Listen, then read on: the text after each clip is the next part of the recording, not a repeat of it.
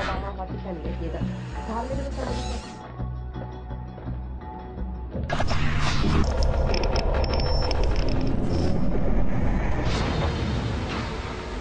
Ladies and gentlemen, the very word secrecy is repugnant in a free and open society, and we are, as a people, inherently and historically opposed to secret societies, to secret oaths, and to secret proceedings. And there is very grave danger that an announced need for increased security will be seized upon by those anxious to expand its meaning to the very limits of official censorship and concealment. That I do not intend to permit to the extent that it's in my control. For we are opposed around the world by a monolithic and ruthless conspiracy that relies primarily on covert means for expanding its sphere of influence, on infiltration instead of invasion, on subversion instead of elections, on intimidation instead of free choice, on guerrillas by night instead of armies by day. It is a system which has conscripted vast human and material resources into the building of a tightly knit, highly efficient machine that combines military, diplomatic, intelligence, economic, scientific, and political operations. Its preparations are concealed, not published. Its mistakes are buried, not headlined. Its dissenters are silenced, not praised. No expenditure is questioned, no rumor is printed, no secret is revealed.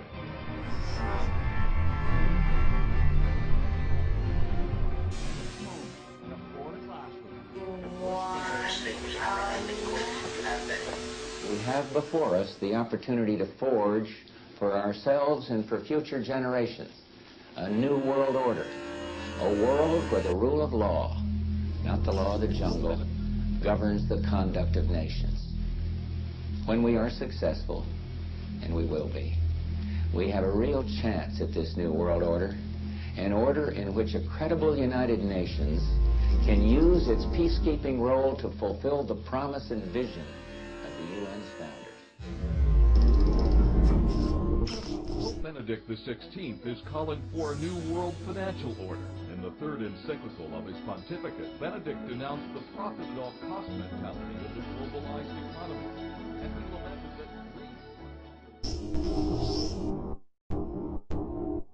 Republican and Democratic presidents alike, from Harry Truman to George Bush, said, and it's a phrase that I often use myself, that we needed a new world order. Whole nation. Nationhood as we know it will be obsolete. All states will recognize a single global authority. In this new century, Americans and Europeans alike will be required to do more, not less. Partnership and cooperation among nations is not a choice. It is the only way, the one way.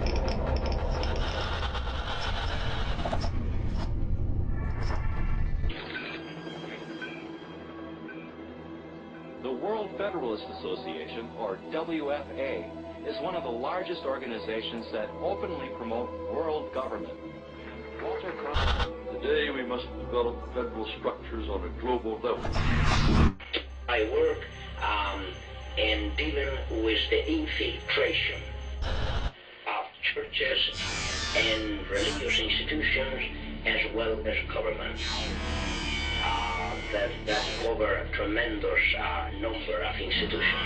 The purpose is what the Roman Catholic system has all the time as her own purpose, is to infiltrate, to penetrate all the areas of life where the Roman Catholic can have control and access for the coming world government.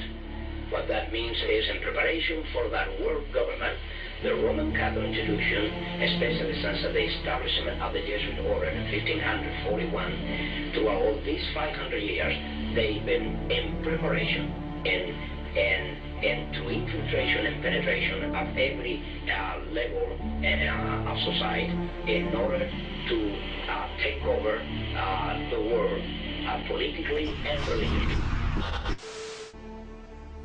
Babylon is declared to be that great city which reigneth over the kings of the earth.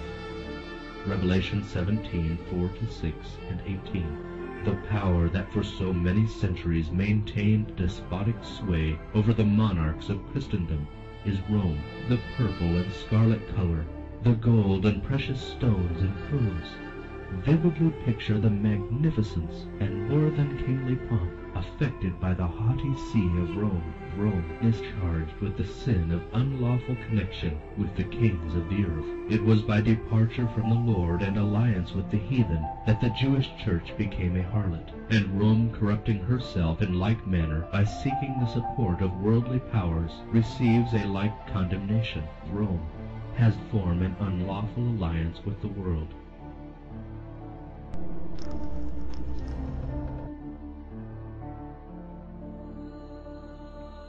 For all nations have drunk of the wine of the wrath of her fornication, and the kings of the earth have committed fornication with her, and the merchants of the earth are waxed rich through the abundance of her delicacies.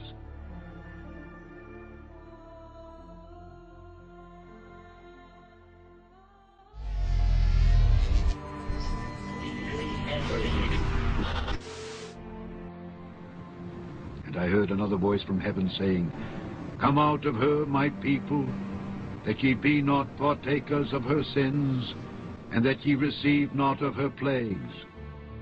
For her sins have reached unto heaven, and God hath remembered her iniquities.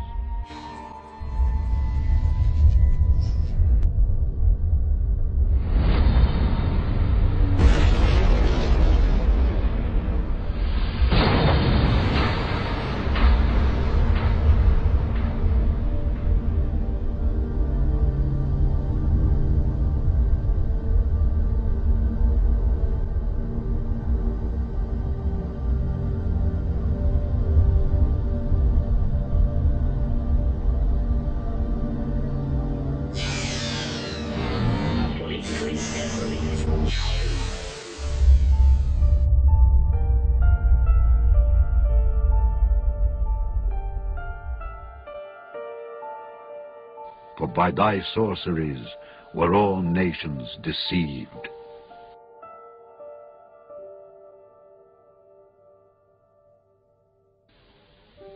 And in her was found the blood of prophets, and of saints, and of all that were slain upon the earth.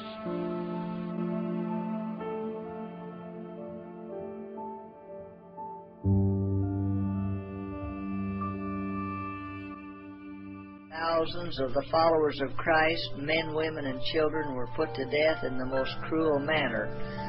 Some were crucified, some covered with the skins of wild beasts and torn in pieces by dogs. Others were clothed in garments of inflammable material and set on fire at night to illuminate the circus of the Vatican and the pleasure gardens of Nero. Thus this monster in human form amused the public by exhibiting his victims in their dying agonies, while he himself stood by, taking the keenest delight in their misery. Degraded and hardened as were the Romans, and bitter as was their prejudice against the Christians, the constant repetition of these horrible, heart-sickening scenes excited even their compassion.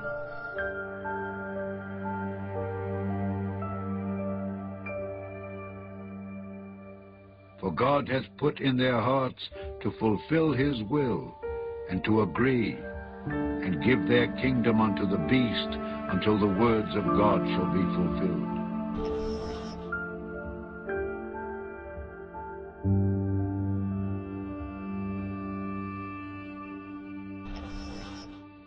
And the woman which thou sawest is that great city which reigneth over the kings of the earth.